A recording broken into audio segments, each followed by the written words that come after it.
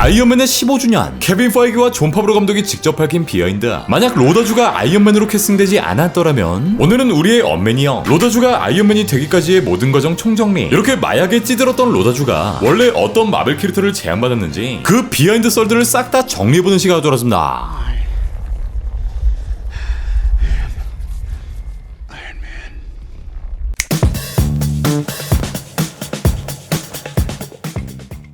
엔드게임을 끝으로 예쁘게 퇴장한 우리 엄맨이 형. 하지만 이후에도 우리 형을 찾는 목소리는 정말 끊이지 않았는데, 이런 와중에 그를 탄생시킨 2008년 영화 아이언맨이 벌써 15주년을 맞이했고, 이를 기념하여 마블의 CCO인 우리 빡빡자, 그리고 아이언맨의 메가폰을 잡았던 해피, 존 파브로 감독이 한자리에 모입니다.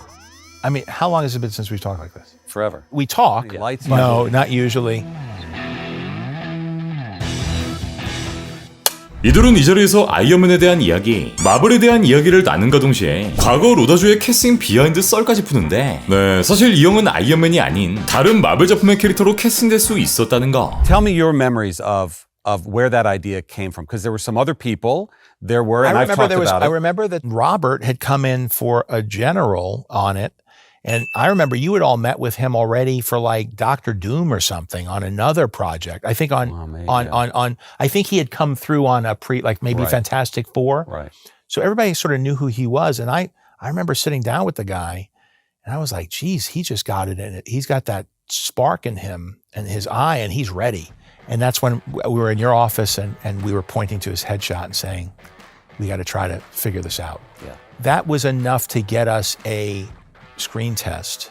I assure you the day weapons are no longer needed to keep the peace all happily transist to manufacturing bricks and beams for... 네, 로다주가 판타스틱4의 빌런, 이 닥터둠이 될 뻔한 캐스팅 썰은 이미 지난 2021년 존 파브로 감독의 인터뷰를 통해 공개됐는데, 2008년 아이언맨에 출연하기 전 로다주는 또 다른 마블 작품 2005년 판타스틱4에 캐스팅 될 뻔했다. 당시 폭스의 제작진이 이 로다주를 닥터둠으로 캐스팅하려 했지만 결국 그 뜻을 이루지 못했다. 그렇게 줄리안 맥마은이 닥터둠을 맡았다 라고 밝힙니다. 네, 만약 우리 엄맨 형이 이때 닥터둠으로 캐스팅되었다면 이때 당시에 케바랑 만날 뻔했던 거죠. 당시 팜포의 제작비는 1억 달러, 월드와이드 3억 3천만 달러로 흥행엔 성공했지만 사실 빌드업은 완성되지 못했던 시기였기 때문에 이후 쓰라린 혹평, 결국 지금 같은 암흑기를 걷게 됐고요. 형 들어갔으면 좆될 뻔했어. 그렇게 로다주는 결국 존 파브로 감독에 의해 캐스팅되었고 할리우드 역사에 남을 위대한 캐릭터가 탄생됐는데, 하지만 아이언맨 초기 개발 당시 마블은 이 로다주의 캐스팅을 심각하게 고민했고 팬들 또한 엄청난 반대의 목소리를 냅니다. 네, 로다주는 2000년대 초반 까지 이 극심한 마약 문제, 배우로서 재기가 불가능한 수준의 심각한 마약 중독 상태였는데, 이는 로다주의 가족, 아버지인 로다 씨의 이야기까지 거슬러 올라갑니다. 1960년 당시 뉴욕 영화계에서 활동한 로버트 다우니 시니어, 각종 풍자와 코미디로 많은 지지를 받았던 그는 자신의 작품인 1970년 파운드에 6살배기 아들 로다주를 캐스팅했고,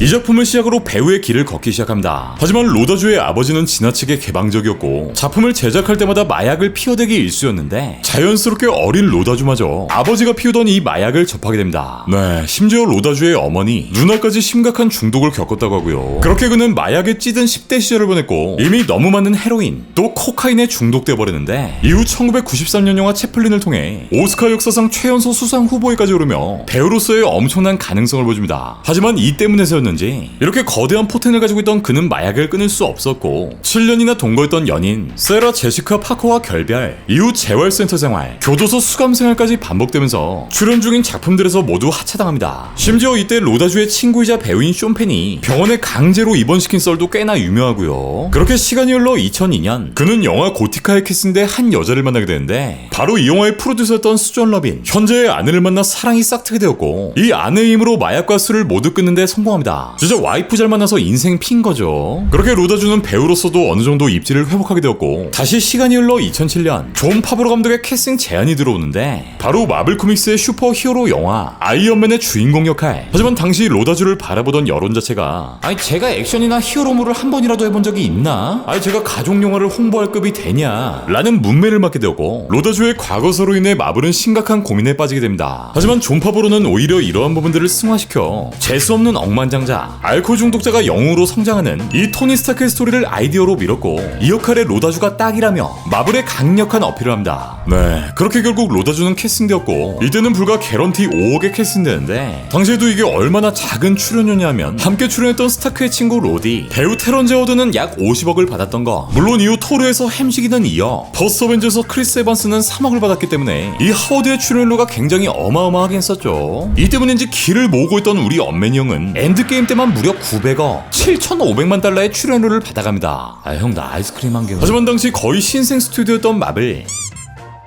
지금의 마블이야 그 이름만 들어도 웅장한 이 한 영화에 4천억이 넘는 제작비를 쓸 정도의 엄청난 회사로 성장했지만 당시엔 이게 다른 영화를 찍나 싶을 정도로 열악한 환경, 거의 뭐 학생 영화 수준의 제작 환경이었고 이런 상황에 당시 아이언맨의 각본가 듀오 아트마콘과 맷 홀로웨이는 이 각본을 쓰다 말고 도망을 쳐버립니다. 그냥 뭐 영화 망했지 뭐. 그리고 이때 아이언맨 1편의 배우였던 제프 브리지스, 오베디아 스탠을 연기했던 제프 또한 씨발 이건 아니다 싶어서 이 영화에서 빠져나오려 했는데 이 타이밍에 존 파브로 감독 그리고 로다주가 합류했고 결국 이 셋이 영화를 살리기 위해 머리를 맞대고 서로의 아이디어를 공유하면서 이 아이언맨을 살리기 위해 필사적으로 제작에 나섭니다. 네, 로다주는 촬영이 들어가기 전 슈트 착용을 위해 세트장을 방문했는데 지금 스튜디오랑 비교해보면 진짜 뭐 어디 학교 대강당 빌려서 작업하는 느낌이죠. 그렇게 이둘은 직접 각본을 쓰게 되었고 심지어 이때 로다주는 존 파브로 감독 사무실 바로 옆에 자신의 사무실을 차렸다고 하죠. 네, 실제 존 파브로가 비하인드로 공개한 내용, 슈트 엉덩이 부분이 떨어져 나가고 거대한 기저귀가 자동으로 달라붙는다 라고 설명된 각본에 로다주는 이렇게 댓글을 달기도 하고요. 또 영화 속 신형 미사일 제리코를 소개하는 이 장면, Is it better to be feared or respected? And I say, is it too much to ask for both? That's how Dad did it. That's how America does it. For your consideration, the Jericho. 이 장면 또한 로다주의 애드립이고 토니가 버거킹 치즈버거를 먹는 이 장면, There are two things I want to do. I want an American cheeseburger. Look at you. A burger, you had to have a burger. Yeah. Well, come on. You get me one of those? There's only one like that. A little less formal than. 로다주는 자신이 한창 마약을 하던 시기 그때 자신이 좋아하는 이 버거킹 치즈버거를 먹은 뒤 그 어떤 맛도 느낄 수 없었고 당시 갖고 있던 모든 마약을 내다 버렸는데 이를 깨닫게 해준 버거킹에 감사하며 이 치즈버거 씬을 넣었다고 하죠. 심지어 아이언맨의 이 명장면조차 I am Iron Man.